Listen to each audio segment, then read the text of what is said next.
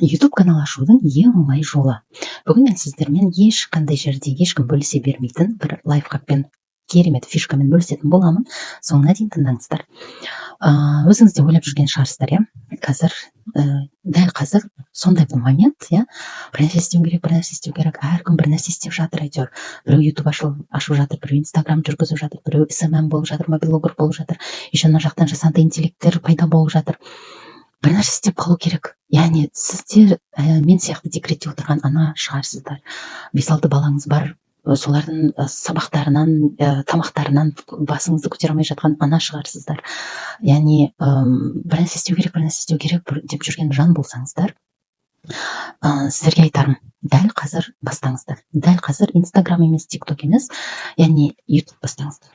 Егер сататын затыңыз жоқ болса, егер психолог, дәрігер, ондай еш нәрсе болмасаңыз, яғни мен немен айналысам деп жүретін адам болсаңыз, мен сияқты, мен дәл қазір өзімді айтып тұрмын, мен сияқты сондай адам болсаңыздар, айтайын сіздерге, YouTube ашыңыздар, YouTube канал.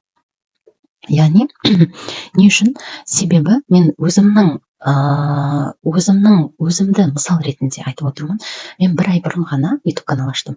И то YouTube каналды мен қалай аштым? Тоже осылай. Мен біраз істеуім керек, өмір кетіп бара жатыр, мен бір жерде тоқтап қалдым деген сияқты ой болды менде. Мен де декреттегі анамын. Барлығымызда сондай бір ой бар сияқты, менде сондай ой болды. И мен еще 5-10 жыл бойы осы жолда жүрген адаммын.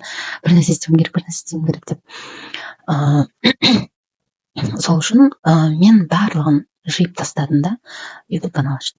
Яғни мен ол жақта еш нәрсе ойлаған жоқпын. Мен бір апайдың YouTube каналын көрдім, Сәуле ханымның. Сол айтты маған емес, вообще сондай бір видеосы болды. Ойыңа келген нәрсені алда сал. Не айтқан келіп жатыр? Ойында не жүр? Не айтқан келеді? Ішінде бір нәрсе жүрген шығар, бір нәрсемен бөліскің келетін шығар. Кітап оқыған шығарсың, бір сериал көрген шығарсың, бір кино көрген шығарсың. Алда бөліс. Вот и все деді. И мен де ойландым. Мен тамақтарым бар емес пе? Мен тамақ жасаймын күніге. Рецептін ешкімге айтпасам да, тамағымды жасап Инстаграмға бөлісіп жүрген едім. Сөйтіп ойладым да, мен тамақтарым бар емес пе деп ойладым. Сөйтіп YouTube канал ашып, все, мен осы YouTube канал ашам, тамақтарымды бастаймын, сала беремін дедім. Сөйтіп тамақтарымды алдым, сала бердім. Представляете, менің алғашқы салған видеоларым, яғни 3-ші салған видеом осы тамақ жайында 120 мың просмотр алды. Яғни мен YouTube каналында 120 мың просмотр аламын деген даже ойыма кіріп шықпаған негізінде. Бірақ именно сол видеом атып кетті. Ол видеом қалай атып кетті? И мен қалай 10 күнде 300 оқырманға жеттім. Төменде сілтеме тастап кетемін, міндетті түрде көріңіздер. Яғни мен ол жақта қандай фишка қолданым, соны айтып кеттім. Міндетті түрде көріңіздер. Бүгін де тағы да бір фишка айтамын. Оны да міндетті түрде соңына дейін қараңыздар видеоны. Яғни мен де солай бастаған адаммын, сіздер сияқты не істеймін деп. Және осылай салдым, бастап кеттім. Яғни 120 мың просмотр жинағаннан кейін менде уже ол просмотрдан мен резко айтадым, 10 күнде 300 оқырман жинадым. Менің барлық көбісі айтады, YouTube канал қиын, яғни оны бастауда қиын, кім көреді дейсің, барлығы орыстар дамып жатыр, қазақтардың әлі несі просмотры аз болады деген сияқты нелер бар. Уже барлығы YouTube ашып жатыр, менің видеомды кім көреді деп ойлайсың деген ой болды, менде де ол ой болды. Яғни сондай оймен бастадым, и шүкір, мен бір ай ғана бұрын бастадым, бір айда уже 500 оқырманға жеттім. И оны мен жай ғана шортсқа тамақтарымды салу арқылы жеттім. Яғни осы жердегі фишка сіздерге YouTube канал ашудың ең оңай жолы шортстан бастаңыздар. Шортс сіздерге подписчик алып келеді. Яғни мысалға TikTokқа қарасаңыздар, TikTokта бір видеоны қараған кезде подписаться деген клавиша тұрмайды қасында.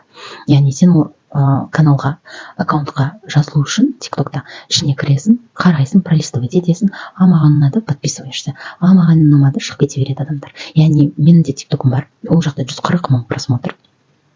14 мың, 140 мың, 40 мың просмотрларын жинап жатыр, бірақ менде 90-ақ подписчик. Не үшін? Себебі адамдар ішіне кіріп, пайдалы ма ақпарат, пайдасыз ба, соған қарайды да, подписация етеді, немесе подписация етпейді. Яғни бұл жерде қараңыздар, мен 120 мың YouTube каналында 120 мың просмотрдан 500 оқырман жинадым, ал TikTokта 140 мың просмотрдан 90-ақ подписчик жинадым. Разницаны көріп тұрсыз ба?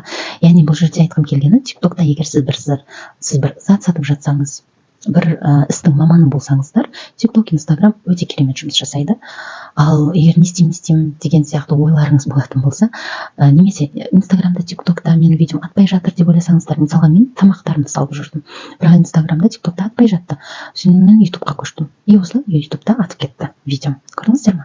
И мен айтқым келгені осы жердегі фишка сол, шортстан бастаңыздар, адам видеоны қараған кезде сразу видеоң сізге ұнады ма, сразу подписаться етеді.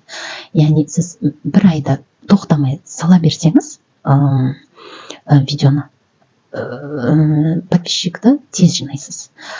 Және осы фишкамен бөліскім келді, сақтап алыңыздар.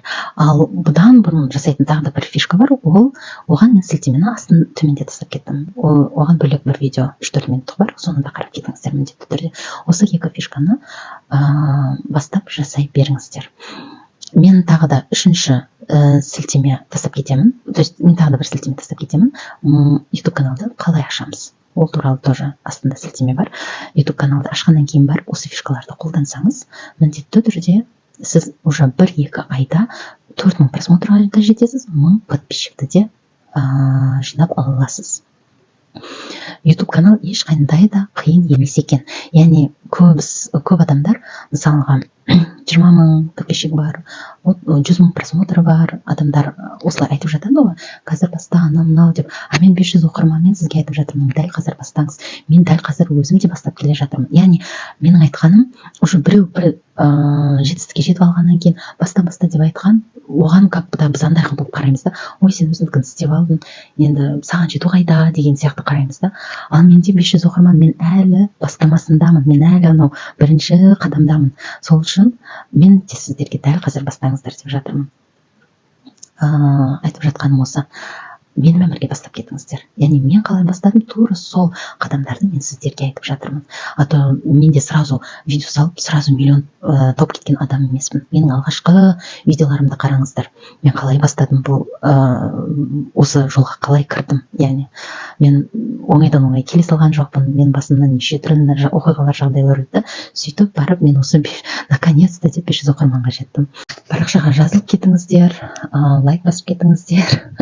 Себебі егер сұрақтарыңыз болса, міндетті түрде сұрақтарыңызды комментарийға жазыңыздар, себебі сол сұрақтарға байланысты мен де іздене бастаймын, мен де оқи бастаймын, и келесі жолы қайтадан бір соған байланысты іздеп тапқанымды сіздерге көрсетіп жатамын. Сол үшін сұрақтарыңызды қоя беріңіздер.